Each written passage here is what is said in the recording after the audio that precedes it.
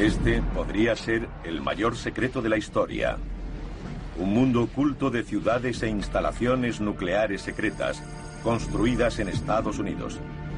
Participaron 400.000 personas, aunque solo unas cuantas conocían la verdad. Nos decían exactamente qué hacer y no podíamos contárselo a nadie. Ocupó unos 2.000 kilómetros cuadrados.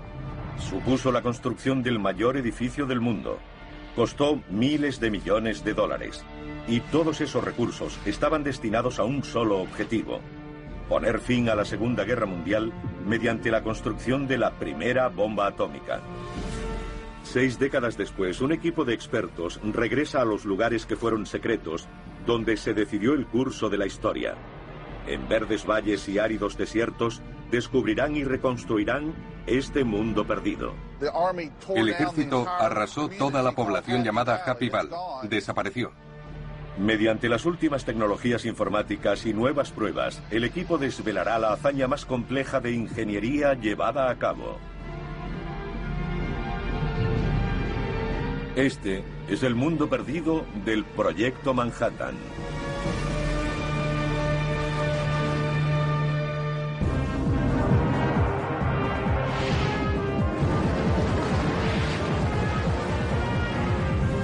Mundos perdidos, las ciudades secretas de la bomba.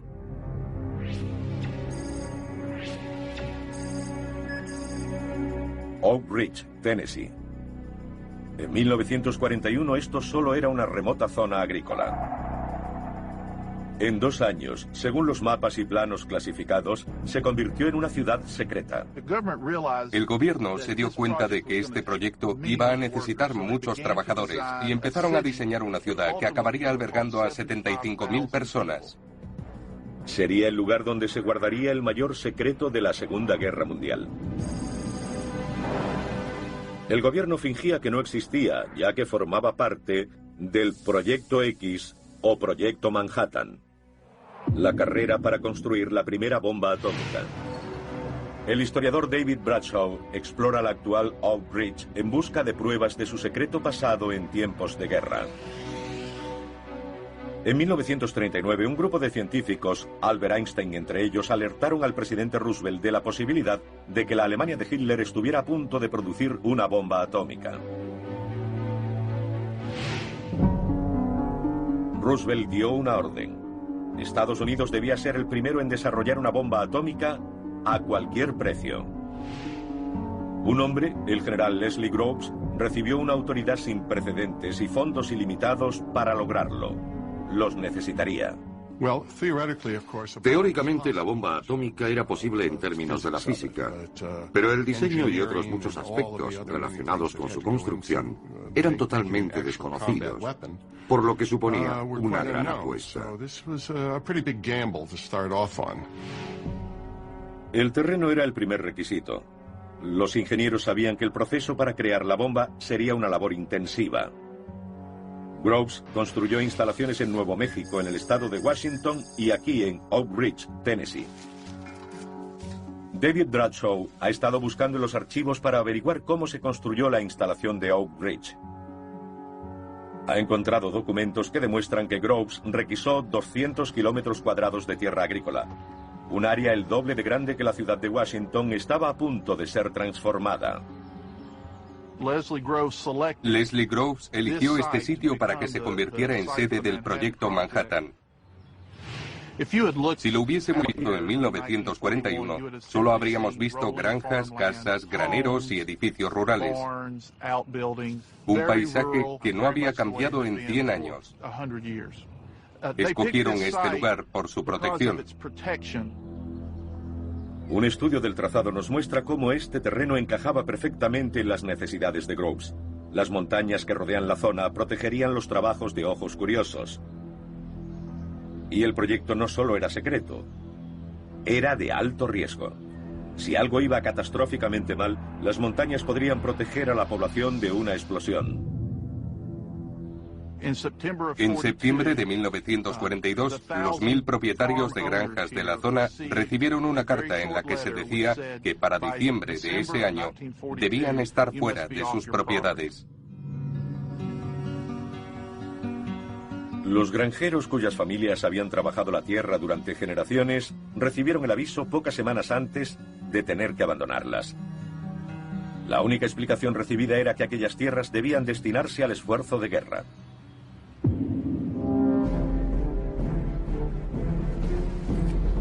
Cuando la zona quedó despejada, la primera prioridad fue la seguridad. Probablemente uno de los primeros edificios de seguridad construidos fue este, y creo que es el único original que se conserva. Estas altas torres se construyeron para mantener el sitio bajo vigilancia constante. Estaba tan controlado como una prisión de máxima seguridad. Seguramente se accedía mediante una escalera en espiral. Hay puestos de ametralladoras y focos sobre nosotros. Ninguno de los árboles de esta loma estaría aquí, por lo que podía controlarse la zona en 360 grados. Estoy seguro de que por eso escogieron este punto. Mediante sus investigaciones, David Bradshaw ha sido capaz de descubrir detalles de la seguridad de Oak Ridge. El lugar estaba custodiado y el acceso era restringido. Nadie entraba sin autorización y el tráfico pasaba por 7 puestos de control.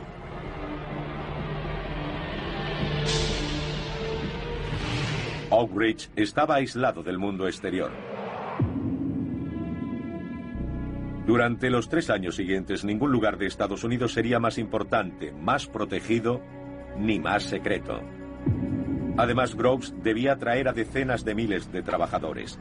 Debía construir rápidamente una ciudad partiendo de cero. Se encargó la tarea a una empresa privada. El objetivo inicial, como muestran estos planos, era crear hogares para 13.000 personas. Científicos, ingenieros, los trabajadores de la construcción y empleados. Esta nueva comunidad necesitaría tiendas, hospitales, colegios para los niños. Y en el apogeo del proyecto, 75.000 personas tendrían que vivir aquí. Una investigación de los restos de la ciudad secreta de Oak Ridge nos ofrece pistas de la increíble velocidad a la que se construyó. Estas son algunas de las primeras casas de Oak Ridge. Son edificios de apartamentos que seguramente se terminaron en agosto de 1943, construidos rápidamente. Para estas viviendas debieron ponerse primero los cimientos para luego colocar las estructuras. Es probable que construyeran una docena de casas al día. Luego entraban en acción los fontaneros y los electricistas. Las casas quedaban listas a un ritmo de 1 a la hora, como si fuera una cadena de producción. Se construyeron para que duraran unos 10 años y 60 años después siguen en pie. Esta nueva ciudad sería un modelo de uniformidad suburbana. Lo que distinguía a Oak Ridge era su misión secreta de construir la bomba. El siguiente reto del ejército sería atraer a trabajadores, para lo que redactaron este documento. Es muy interesante. Es publicidad creada por el ejército. Sabían que la gente no querría verse obligada a trabajar en Oak Ridge.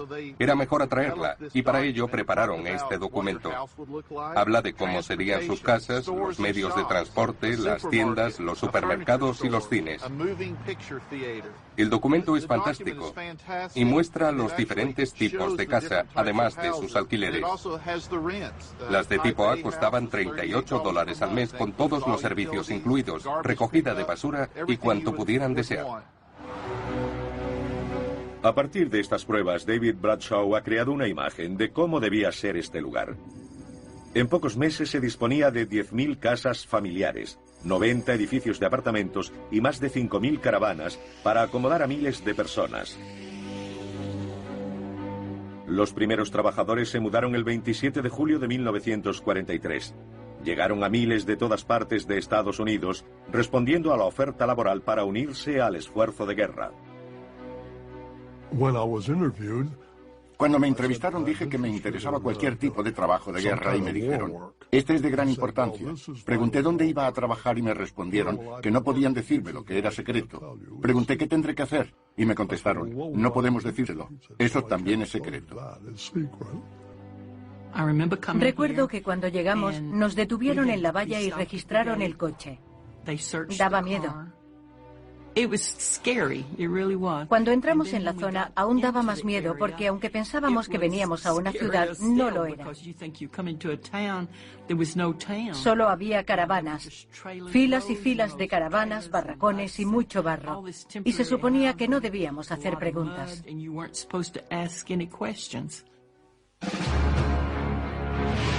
Aunque no lo sabían, estas gentes estaban en primera línea de guerra.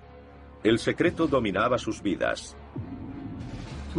Había muchos carteles en los que decía: todo lo que vean y oigan aquí, déjenlo aquí cuando se marchen. Sabíamos que si descubríamos algo, no podíamos contarlo.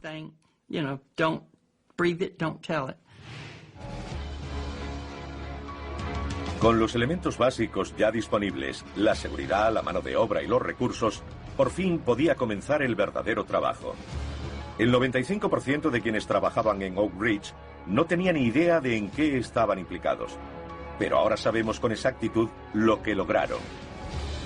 La producción de la bomba requería enormes plantas de procesamiento de uranio, lo que llevó al mayor proyecto de construcción que el mundo ha visto.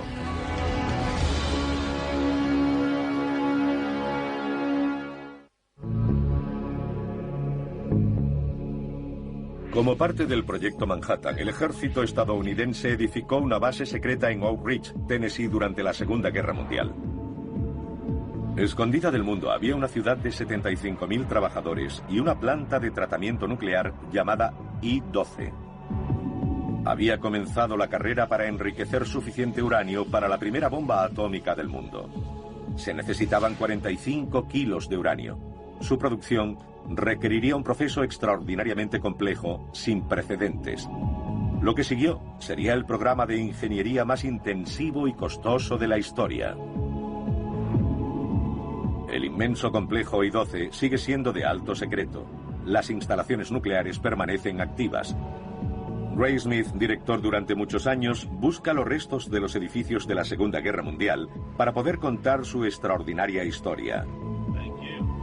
En 1943, el general Groves, que dirigía el proyecto Manhattan, ordenó la construcción inmediata de 9 edificios industriales gigantescos.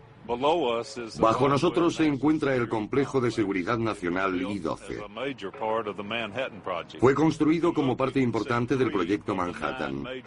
Desde aquí podemos ver 3 de los 9 edificios principales. El coste fue de unos 447 millones de dólares.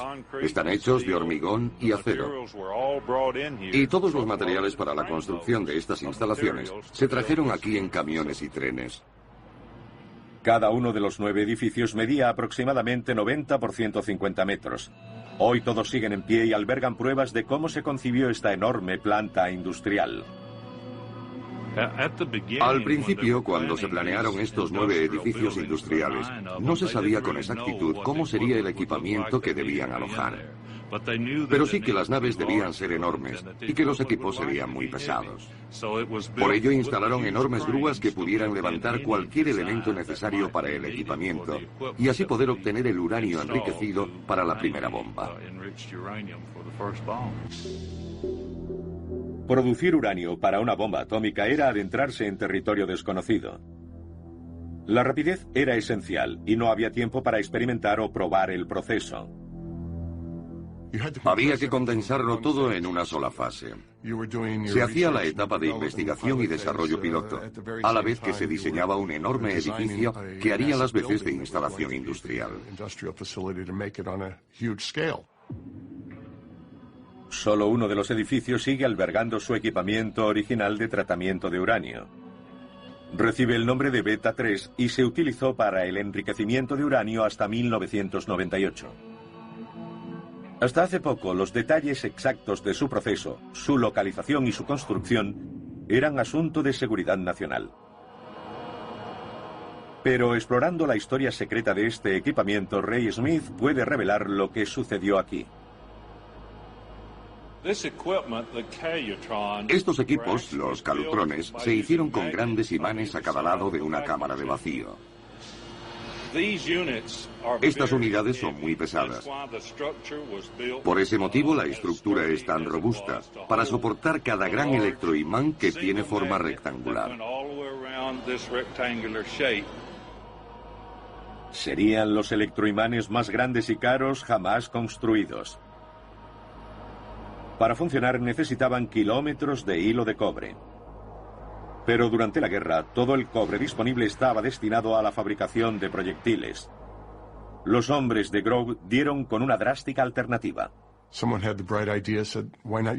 Alguien tuvo la genial idea de utilizar plata.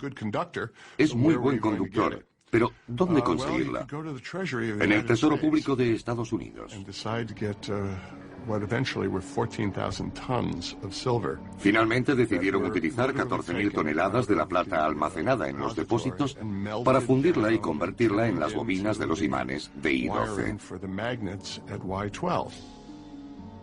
Cuando Groves dispuso de la plata del erario, pudo empezar a construir la maquinaria denominada Calutrón. Ahora podemos revelar cómo funcionaban estos equipos. El uranio era calentado e introducido en el enorme campo magnético. Su fuerza era suficiente para separar diminutas cantidades de uranio 235 de la materia prima. 38 imanes componían cada calutrón, y en este edificio hay 36. En total, había 1.152 en el complejo. Los imanes eran tan grandes que había que alejar a la gente de ellos, y no estaba permitido el uso de ninguna herramienta que pudiera ser atraída.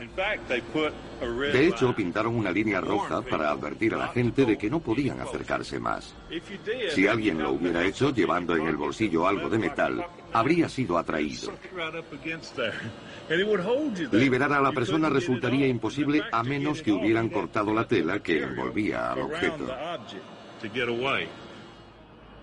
Las pruebas demuestran que la energía consumida era tan elevada que durante el tiempo que duró esta misión de guerra, el Proyecto X utilizó una séptima parte de toda la electricidad generada en Estados Unidos.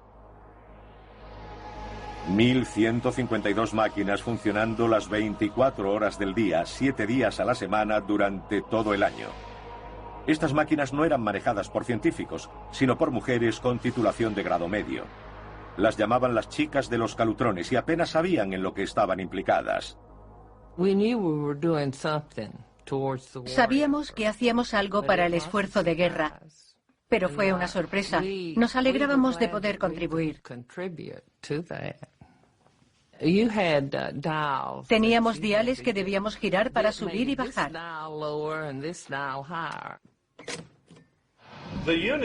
Se sentaban delante de las unidades que controlaban y giraban estos mandos cuando era necesario. En realidad eran reostatos que servían para cambiar la corriente de los imanes de los calutrones. Entonces no sabían eso, solo que el medidor debía mantenerse en un número determinado y había que ajustarlo. No tenían ni idea de lo que estaban haciendo. Nunca se decía nada. Si hablábamos de algo era ¿qué hiciste anoche? ¿Dónde fuiste? Pero nunca del trabajo. Todas las chicas eran jóvenes, guapas y muy sociables. Nos divertíamos. Ray ha descubierto que los científicos no estaban muy convencidos de que estas jóvenes fueran capaces de llevar a cabo un trabajo tan importante. Organizaron un concurso en el que los científicos manejaban un panel de control y las chicas de los calutrones otro. Lo hicieron durante una semana y al finalizar, las mujeres ganaron a los científicos.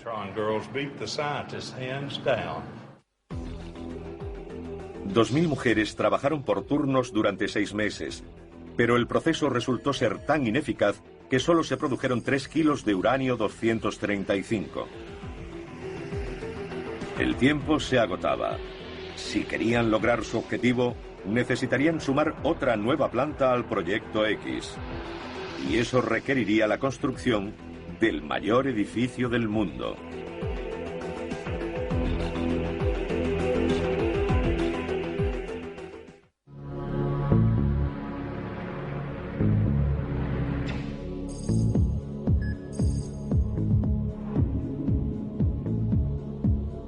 Este edificio en ruinas fue una vez el más grande del mundo. Llamado K-25 fue clave para el Proyecto Manhattan y se diseñó para incrementar la producción del uranio 235 tan necesitado. Actualmente es inaccesible debido a su alto grado de contaminación. Pero nuestros expertos descubrirán el aspecto que tenía y encontrarán pistas de la comunidad que trabajó para construirlo. 1943. Las fuerzas estadounidenses luchan contra los japoneses por el control del Pacífico. La necesidad de desarrollar la bomba atómica es mayor que nunca. Si quieren producir los 45 kilos necesarios, los científicos han de encontrar nuevas formas de obtener el uranio 235. La solución fue un nuevo tipo de planta de enriquecimiento. Si construir la ciudad de Oak Ridge y la enorme instalación electromagnética había minado los recursos, esta nueva fase supondría un reto aún mayor. Autorizaron la construcción de una planta de difusión gaseosa. El desafío de ingeniería era mucho mayor. En realidad fue una gran apuesta por parte de la gente del general Groves. Para conseguirlo tendrían que construir el mayor edificio del mundo. Eligieron este lugar a unos 20 kilómetros de la ciudad secreta de Oak Ridge. Solo la primera capa de hormigón podría cubrir un área de 150.000 metros cúbicos. Se necesitaron varias empresas para el suministro de los millares de toneladas de material requeridos. Hicieron falta miles de obreros.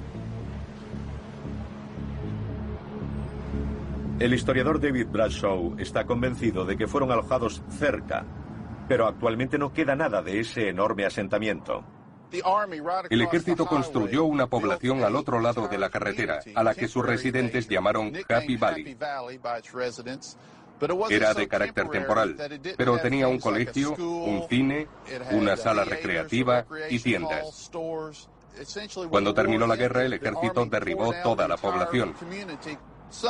Algunos edificios fueron levantados sobre cimientos que creemos que aún deben seguir ahí. Vamos a ver si podemos encontrar algunas pistas de la comunidad llamada Happy Valley. Happy Valley se construyó en 1943 y David calcula que albergó a unas 15.000 personas. La formaban filas y filas de caravanas. A pesar del hecho de que este lugar está ahora abandonado y lleno de maleza, las pistas del aspecto que debió tener están por todas partes. Creo que por aquí hay una boca de incendios, en medio de los árboles. Por supuesto, hace 60 años no había árboles, y seguramente estaba en medio de una bulliciosa ciudad llamada Happy Valley. En realidad, a pesar del bosque, por todas partes se pueden ver restos de los miles de personas que vivieron aquí. Por donde iban las carreteras, el suelo sigue estando liso. Hay restos de alcantarillado y tuberías de agua por todo el lugar. Creo que esto es un poste telefónico. Probablemente daba servicio a una instalación, y estos podrían ser sus cimientos. Parece una estructura permanente.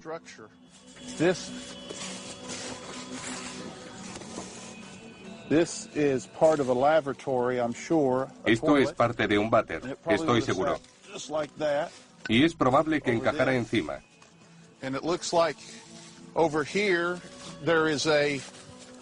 Por aquí están los restos de lo que debió ser un servicio de hombres de la zona de los barracones.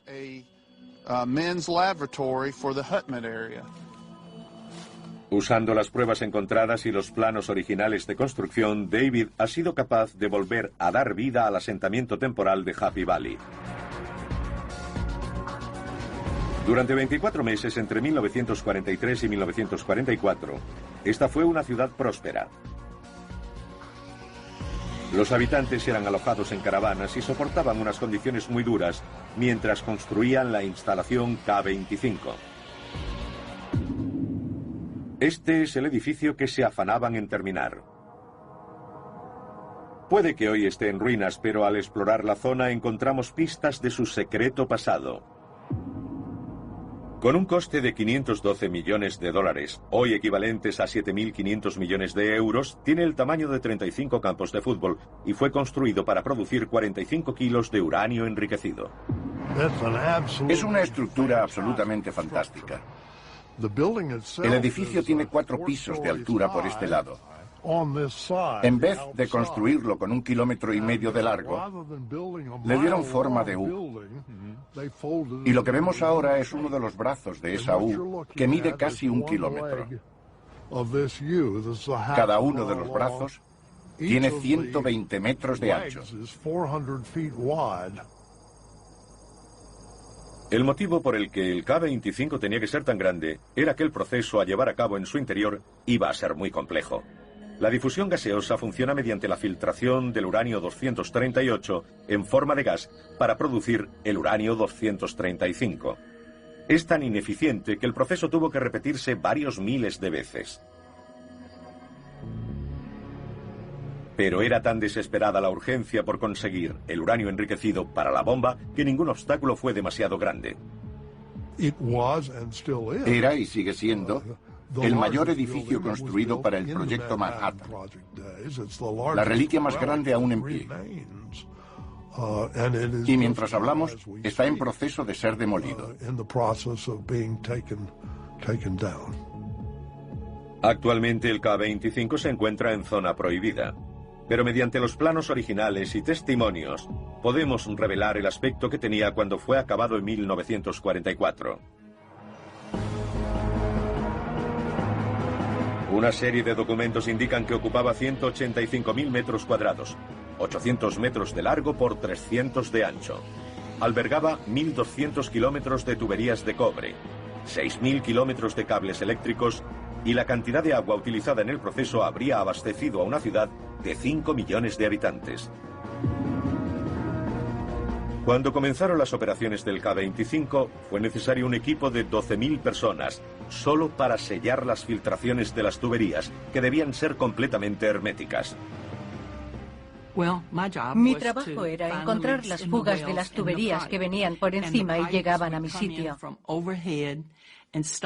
Cuando descubríamos un escape, lo marcábamos y posteriormente retiraban el tramo de tubería para soldarlo.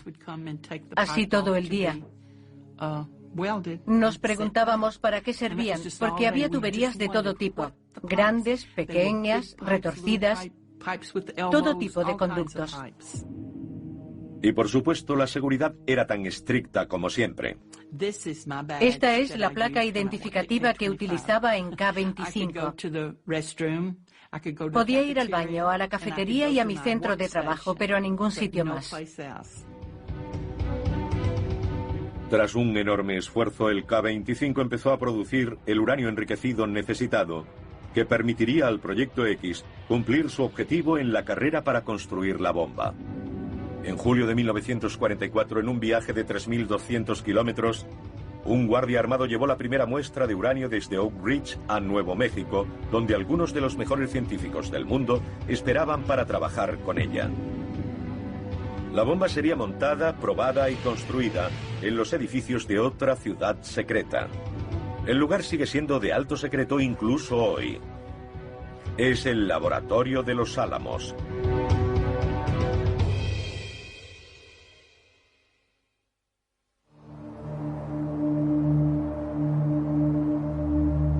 En el corazón de Nuevo México está el lugar más importante del Proyecto Manhattan, Los Álamos. Estas siguen siendo instalaciones secretas en las que se diseñan armas nucleares. Pero a finales de los años 40 eran conocidas simplemente como Proyecto Y. Aquí se diseñaron y construyeron las bombas que acabaron con la Segunda Guerra Mundial. Queda muy poco de los edificios del Proyecto Manhattan. Pero nuestro equipo de expertos examinará los documentos históricos y las ruinas en busca de pistas que nos revelen qué aspecto tenía. El arqueólogo John Isaacson ha estudiado las instalaciones de los Álamos para comprender por qué Groves y su director científico, J. Robert Oppenheimer, escogieron este lugar. Nos encontramos donde antes estaba la puerta principal del laboratorio, creado en 1943. Buscaban un lugar remoto, y en aquellos días este lo era. También querían que no tuviera vulnerabilidades de seguridad, y este terreno ofrecía las mejores características para construir un laboratorio. Cuando Groves y Oppenheimer llegaron aquí por primera vez, este lugar era sede del elitista rancho escuela. Los chicos fueron graduados rápidamente, la tierra fue requisada y los ingenieros entraron en acción. El salón de actos de la escuela, Fuller Lodge, aún sigue en pie. Este lugar se convirtió en el centro social del proyecto Manhattan y se celebraron aquí muchos actos. Como Oak Ridge, Los Álamos fue construido rápidamente. Su alojamiento consistía en casas temporales y caravanas. Posteriormente, Oppenheimer sería conocido como el padre de la bomba atómica. Se le ordenó reunir a algunos de los mejores cerebros de Estados Unidos para que trabajaran con él en estas aisladas instalaciones. Uno se licenciaba en una prestigiosa universidad de la costa este de Estados Unidos o de Europa y era reclutado para trabajar en un proyecto secreto, sin saber ni siquiera dónde. Había que presentarse en una oficina de Lamy, Nuevo México. Lo primero que uno se pregunta es, ¿dónde está Lamy? Un día lo llevan de viaje por carreteras polvorientas hasta un campamento en medio de ninguna parte. Allí le dicen que debe llevar a cabo uno de los trabajos científicos más innovadores y creativos de la historia de la humanidad. Y uno piensa que esa gente se ha vuelto completamente loca. Pero esa era la realidad de aquellos días. Está claro que las condiciones en las que trabajaba aquí este grupo de científicos de élite eran bastante precarias. El lugar fue levantado rápidamente por el ejército. Utilizaron todos los materiales disponibles. Trajeron madera y levantaron casuchas y cabañas en las que llevaban a cabo experimentos que revolucionarían a la humanidad. En el curso de 3 años fueron construidos más de 600 edificios técnicos. Ahora solo quedan 30, entre los que se encuentran los modernos edificios del laboratorio actual. John Isaacson y Ellen McGee centran su investigación en el lugar en el que los ingenieros crearon el arma para detonar la primera bomba atómica. Hacen labor de detectives para reunir los detalles del aspecto que debía tener el edificio y qué sucedió aquí. Nos encontramos en un edificio llamado Emplazamiento del Cañón o Búnker del Periscopio. Fue aquí donde se diseñó el mecanismo de disparo del arma de uranio. La teoría es simple: disparar un trozo de uranio por un cañón para que colisione con otro. Los dos se fusionan y dan como resultado una detonación nuclear. Pero en la práctica, la explosión debía estar perfectamente sincronizada. En este edificio, la teoría de los científicos se convirtió en una realidad. Lo que se hacía aquí era crear la balística. Controlar la velocidad de los proyectiles que se disparaban dentro de la bomba para montar el arma con éxito antes de que explotara. Estudiando los planos, nuestros expertos han descubierto que esta estructura soportaba una torre que hacía las veces de periscopio. Este dispositivo habría permitido a los científicos observar y registrar cada disparo, protegidos de la metralla en el edificio inferior. Estamos bastante seguros de que el interior de la torre periscopio era hermético a la luz, así que podrían usarla para tomar fotografías de las pruebas que llevaban a cabo. La presencia de estos tornillos indica dónde estaban anclados al suelo los potentes cañones navales. Los proyectiles eran disparados en el campo de visión del periscopio. Creemos que en esta zona se encontraban los cañones. Desde aquí podían disparar sin ningún obstáculo entre las armas y el edificio del periscopio, que se encontraba un poco al norte. Con sus descubrimientos, los expertos pueden dar vida a este mundo perdido. El emplazamiento de los cañones y el periscopio se construyeron de forma que quedaban ocultos por el paisaje y el búnker fue cubierto con una capa de tierra de casi 1 metro. El cañón naval, situado frente al búnker, dispararía el proyectil. Cámaras de alta velocidad montadas en el periscopio permitirían a los científicos calibrar la velocidad y la potencia de la explosión. Disparan las armas para medir con precisión y detalle la velocidad de los proyectiles, el tiempo que pasa desde el momento de ignición de la carga hasta que el proyectil empieza a moverse. Estos pequeños detalles eran muy importantes para asegurar la posibilidad de añadir la masa crítica necesaria para desencadenar la reacción nuclear. Las pruebas dieron a los ingenieros la información que necesitaban para construir una bomba que funcionara. Entonces, un nuevo descubrimiento científico les dio la posibilidad de hacer una bomba a partir de una sustancia nueva, el plutonio, que resultaría ser mucho más destructiva que la de uranio. Esta bomba requeriría la construcción de unas instalaciones totalmente nuevas y supondría para los ingenieros de Los Álamos un reto aún mayor.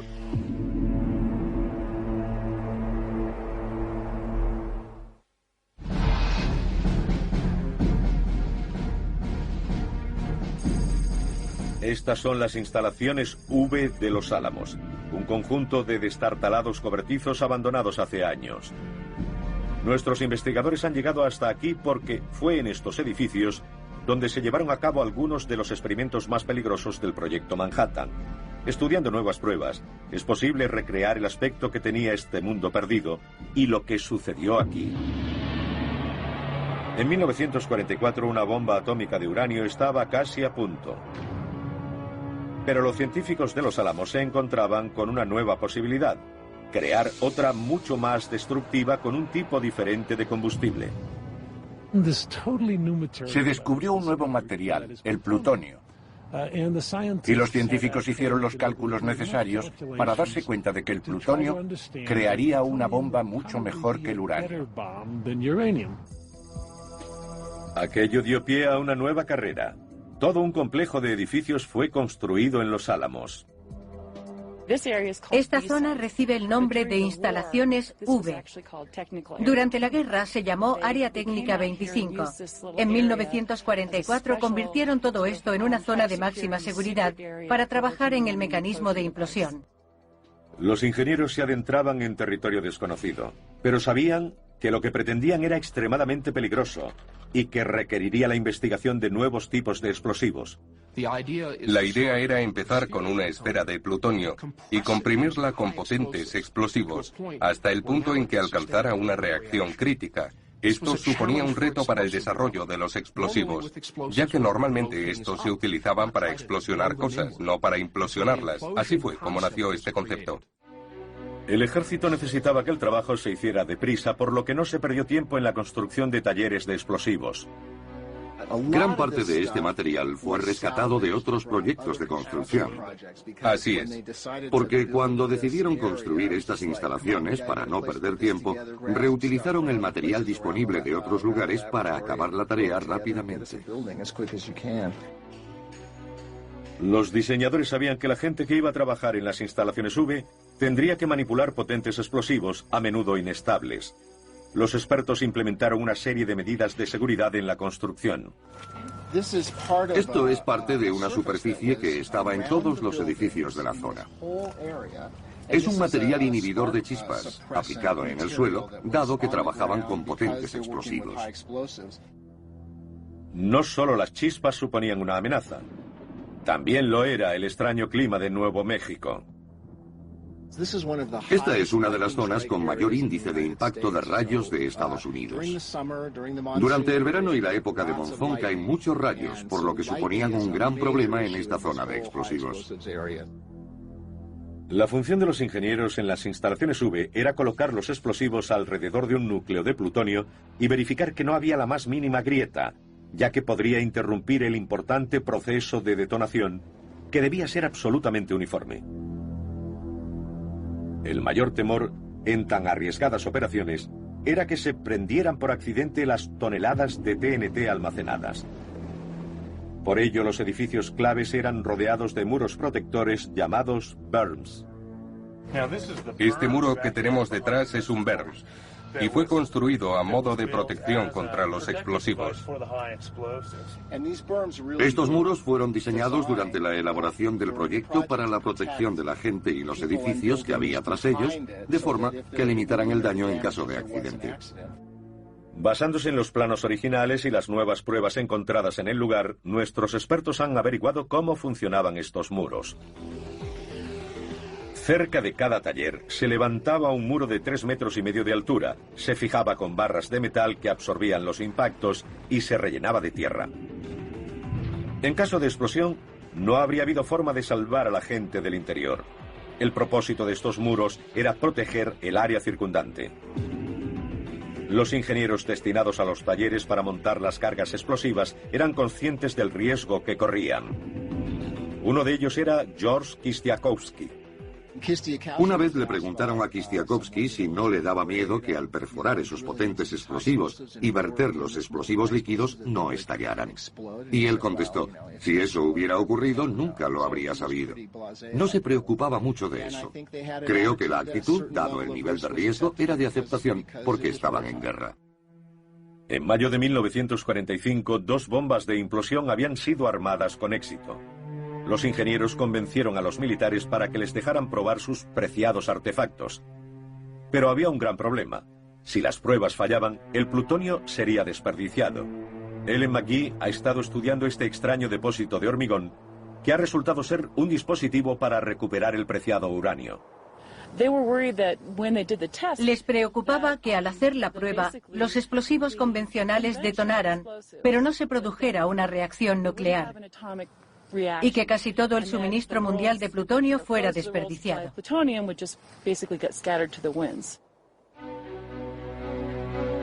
La solución que dieron los ingenieros fue construir este enorme depósito de 200 metros de diámetro.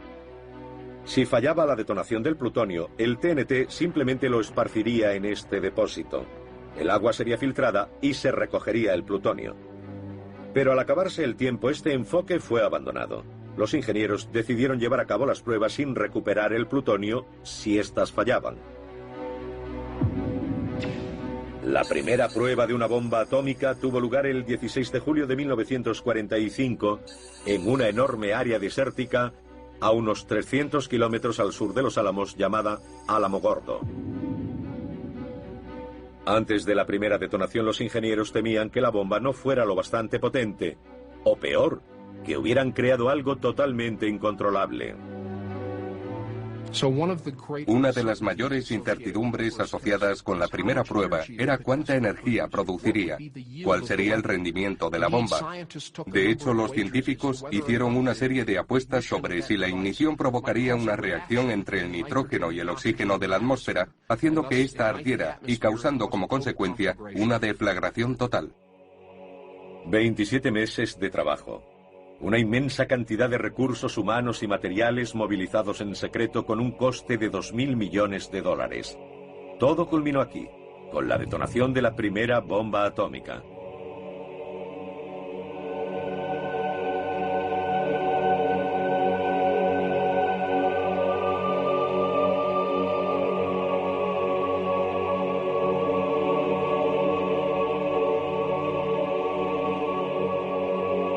La población local informó de un destello cegador visible en un radio de 250 kilómetros y audible en 320 kilómetros a la redonda.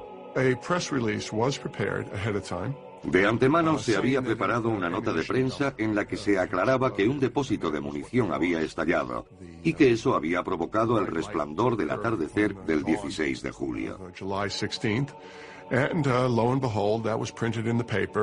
Se publicó en todas partes y supongo que la gente aceptó la explicación difundida por los periódicos. Muy pocos testigos se dieron cuenta de que habían presenciado algo que cambiaría el curso de la historia. La mayor fuerza de destrucción que el mundo había visto, nacida del mayor proyecto de construcción llevado a cabo. La logística es alucinante. Actualmente hacen falta 27 meses para redactar un informe de impacto medioambiental. Y estas personas fueron capaces de conseguir todo eso en el mismo tiempo. 3 semanas después de la prueba, la primera bomba atómica de uranio estallaría sobre la ciudad japonesa de Hiroshima. Y una de plutonio arrasaría Nagasaki 3 días después. Con el fin de la guerra, estos edificios fueron abandonados y ocultados tras vallas y un muro de secretismo.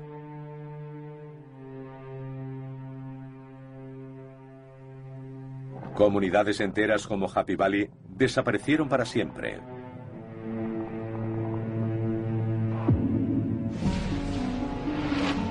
Pero su legado aún perdura en una nueva generación de secretos tecnológicos nacidos del mundo perdido, del Proyecto Manhattan.